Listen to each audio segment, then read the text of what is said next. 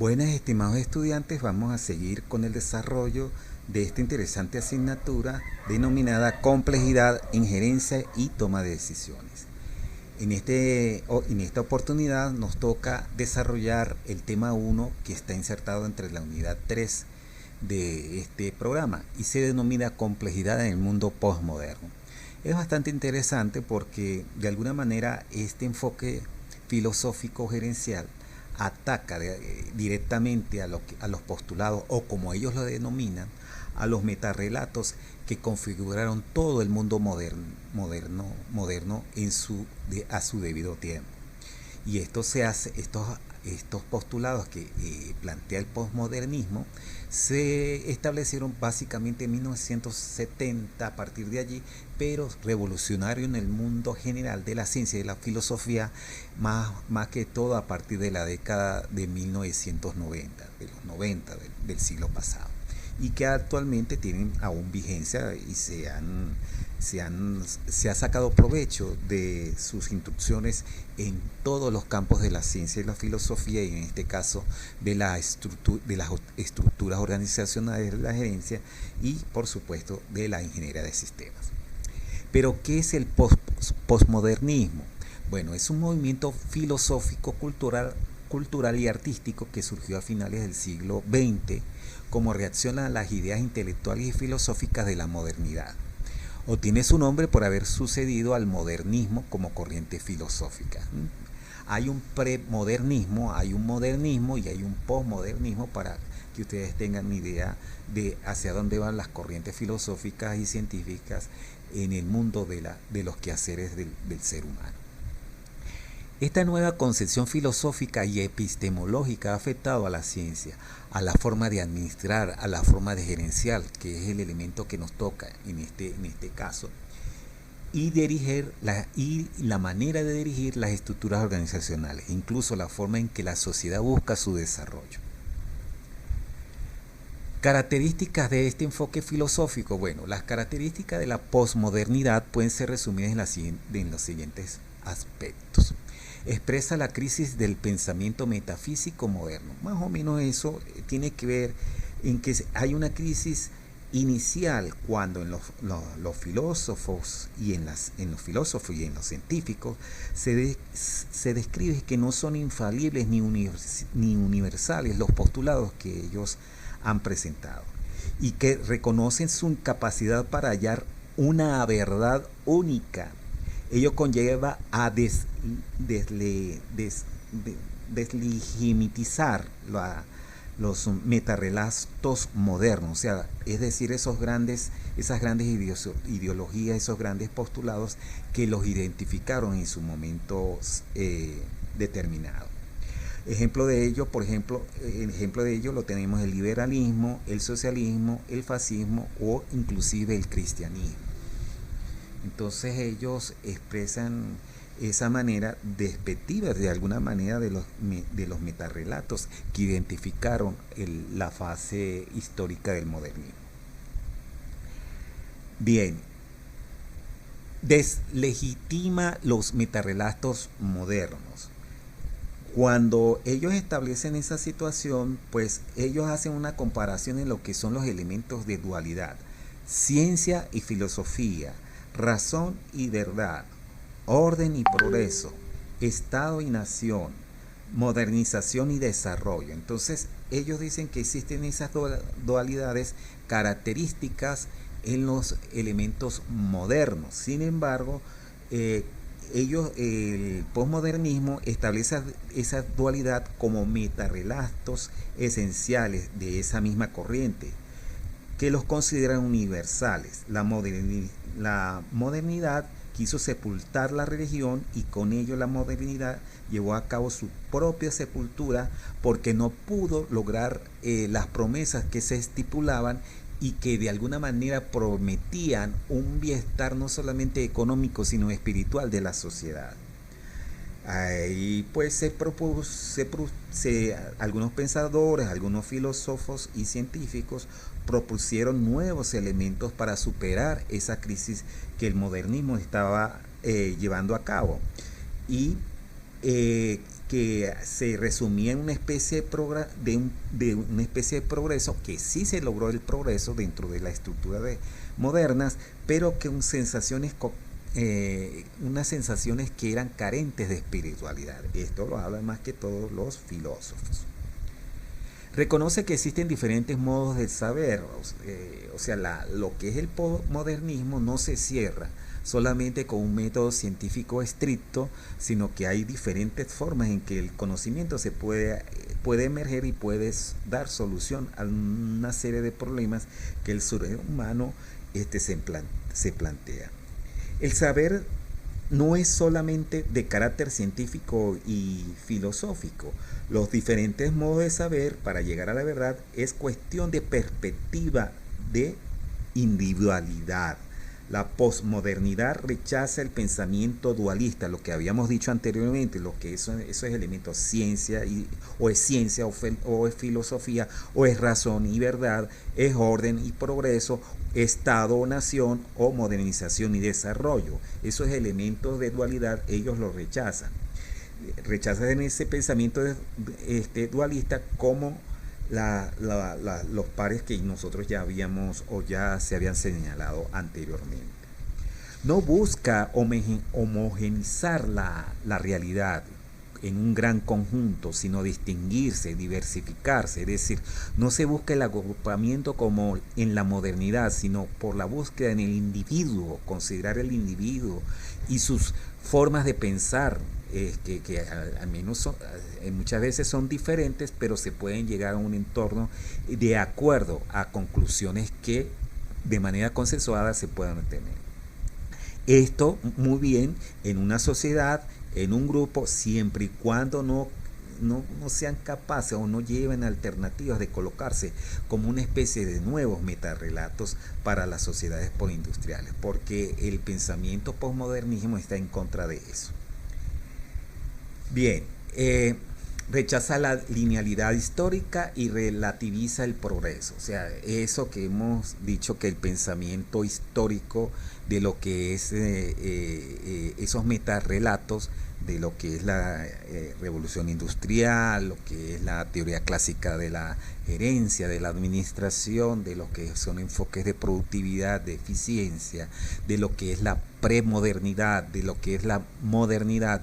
Eso desde el punto de vista lineal histórico lo rechaza la modernidad y plantea elementos que de alguna manera actualiza en la forma del conocimiento.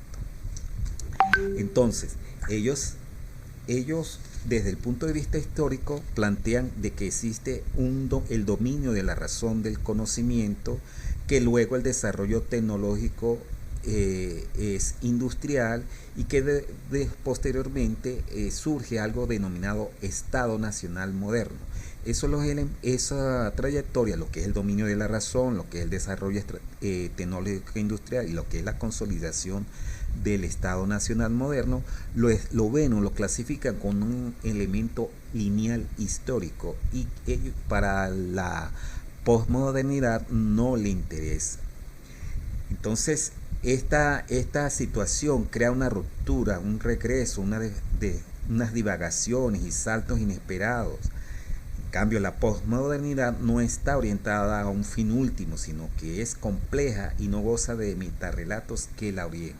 O sea, para que sus postulados se cumplan, vuelvo y no me cansaré de repetirlo, rechaza totalmente la linealidad histórica de los elementos y la formulación de metarrelatos.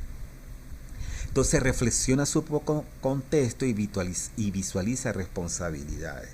La filosofía posmoderna asume su tiempo histórico, intenta responder a su contexto, trata de comprender el malestar de la sociedad postindustrial, todas esas quejas en las cuales la gente ha obtenido dinero pero no es feliz, y desde el punto de vista espiritual representa varias carencias o presenta varias carencias.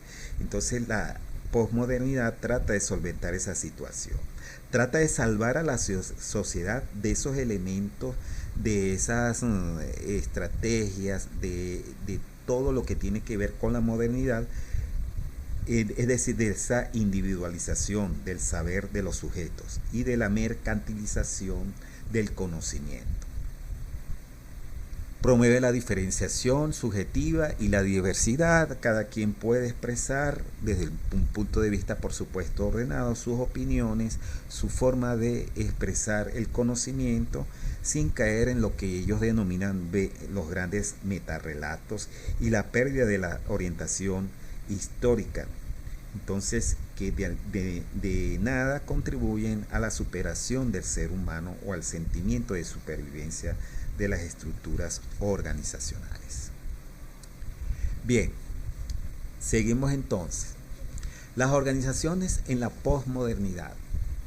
Los criterios de eficiencia que nosotros ya hemos hablado, por ejemplo, con la cadena de productividad, de supervivencia, de los elementos para que las empresas sigan adelante, lo que es la rentabilidad, el costo-beneficio, utilidad en torno al capital que se invierte en las organizaciones, son medidas, por supuesto, vitales para la sobrevivencia de las organizaciones y son medidas de éxito indiscutibles dentro del paradigma de la globalización que refuerza el modelo organizacional mecanicista taylorista. O sea, acá ellos no rechazan esta parte de la administración clásica, lo que es la rentabilidad, la productividad y ciertos elementos de calidad en los procesos, que no siempre impulsan el crecimiento de las personas. Esto sí lo critican ellos. O sea, puro rentabilidad, pura productividad, puro estudio del costo-beneficio y la utilidad que quede en todo el proceso, pero que no considera o no impulsa el crecimiento de las personas. Lo que hace que algunos autores piensen en que las organizaciones son infelices. Y lo que se trata de buscar, como lo veremos más adelante, es de la organización feliz. Entonces, en la organización postmoderna se presenta la oportunidad de plantear la posibilidad de alcanzar un futuro en el que todos estemos representados, en el sentido de que haya un lugar para todos, sin importar cuáles sean nuestras características particulares. Entonces se plantea algo que se denomina la organización con alma. Sería el nuevo paradigma considerado en el diseño de la filosofía y las estrategias gerenciales. No solamente todo es productividad, todo es rentabilidad, todo sea una relación de costo-beneficio, utilidad, sino que hay que impulsar el crecimiento de las personas y en todo un entorno que se denomina pues la organización con alma. Para que eso se dé, entonces se plantea una serie de características que deben tener ese tipo de organizaciones. Para que las personas se comprometan o sientan como suyas las organizaciones, las empresas en las que trabajan y en las cuales pasan la mayor parte de sus vidas en un mundo postmoderno, es necesario fomentar un ambiente laboral digno a las circunstancias de cada organización, en el que el compromiso mutuo sea la estrategia compartida, con la cual se podrá levantar y sostener las olas. Algunos elementos prácticos que pueden ayudar para crear un ambiente de integración y desarrollo son los siguientes. Y esto es muy importante, estimados estudiantes. Considerar la capacitación y permanencia del personal como política laboral constante. Siempre las organizaciones, en la medida que su personal se forme, se entrene, se capacite, en esa misma onda las estructuras organizativas avanzan y el personal se siente como parte de una familia organizacional. Y las empresas, las organizaciones deben ver esto no solamente como una inversión monetaria, sino una inversión de supervivencia social y laboral dentro de esas mismas organizaciones. Una remuneración justa, acorde por supuesto a sus competencias, a compensaciones competitivas y generación de productividad. Eso es lo que está pasando actualmente en el país, que hay muchas personas que estamos formados, que hemos pasado una vida estudiando y no tenemos una remuneración justa, porque eso no es socialismo, eso es ser justo.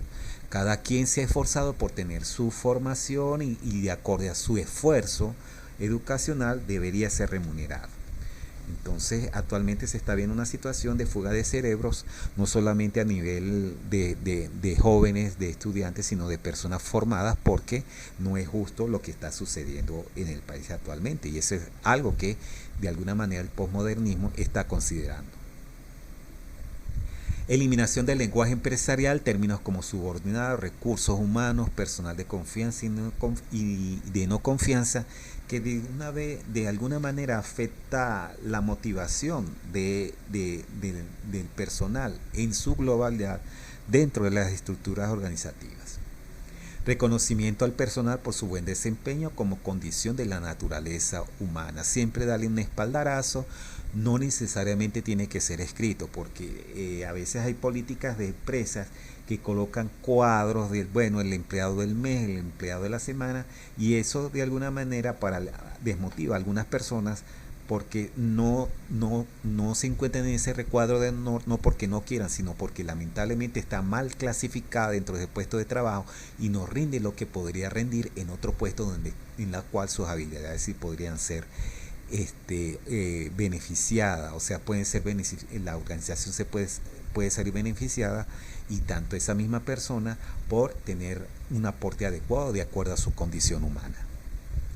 Oportunidad de crecimiento en igualdad de circunstancias. Las personas tienen derecho a sentir que de acuerdo a su formación, a su capacidad, puede ir ascendiendo dentro de la estructura organizacional, claro, de acuerdo a las circunstancias que predominen en el medio. Respeto a la vida sindical como un derecho de las sociedades democratizadas, todo claro, siempre y cuando pues ese tipo de estructuras pues sean sanas. Muchas veces vemos que no es así. Pero la fundación de sindicatos ha sido una medida sana en la defensa del ejercicio pleno de cada trabajador. Trato respetuoso sin fronteras, eso es lo que se llama el ambiente organizacional o la cultura organizacional, en que se sienta un ambiente de fraternidad, un ambiente de hermandad y de socorro en la solución de los diferentes problemas que se enfrenta la organización. Relaciones laborales no adversarias ni ventajosas.